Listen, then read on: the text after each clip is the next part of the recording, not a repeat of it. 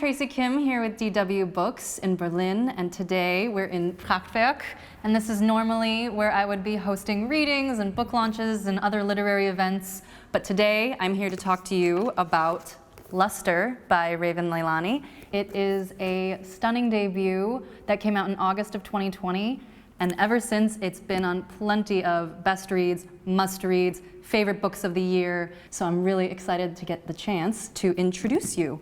I really enjoyed this book just because I think it's perfect for anyone who put read more as one of their New Year's resolutions. I went through it really quickly and it just made me so excited for all the new voices and other books that are going to be coming out this year.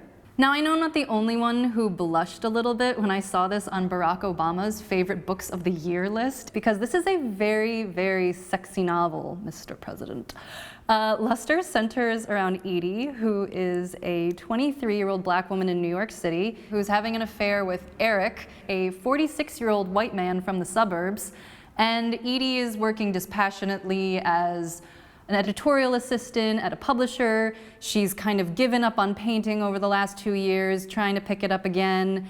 After some bad luck, she ends up living in his house with him, his wife Rebecca, and their adopted daughter Akila, who happens to be the only other black person in their town. A pretty important detail that Eric happened to leave out. So you can see how this book is basically set up for drama, power dynamics, and it's going to keep you engaged throughout. Aside from a juicy read, it's a twist on a familiar tale. I mean, how many times have we heard the story of married man gets bored, has an affair with a 20-something-year-old to spice up his life? The nice thing about it this time is that it's different. So now for some context. It's unavoidable to point out how many ways this book rings true. It's what's it like to be a millennial in a city nowadays? What's it like to be an artist on the verge of self-discovery? What's it like to be a young black woman figuring out the world by herself? What's it like to date, sext, let alone have an affair with a married man, and all at the same time?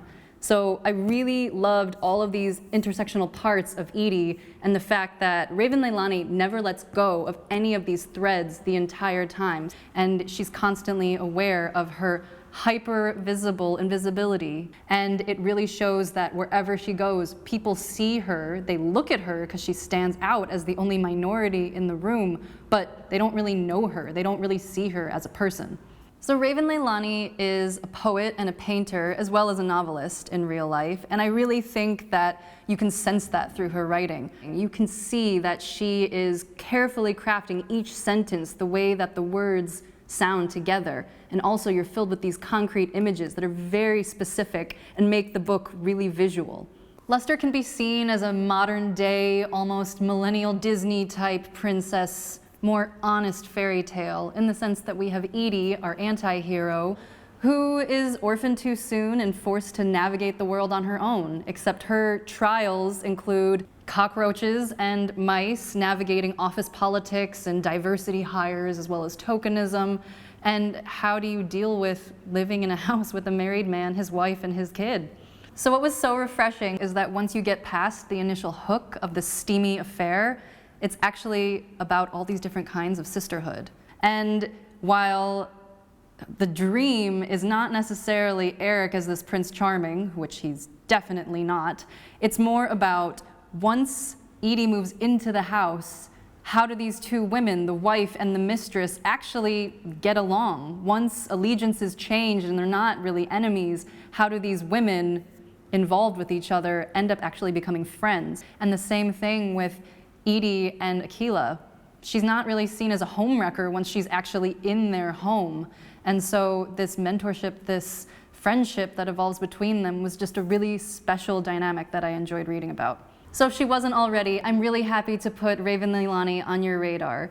Fun fact, shortly after publication, she was named the National Book Foundation's 5 Under 35, so definitely one to watch.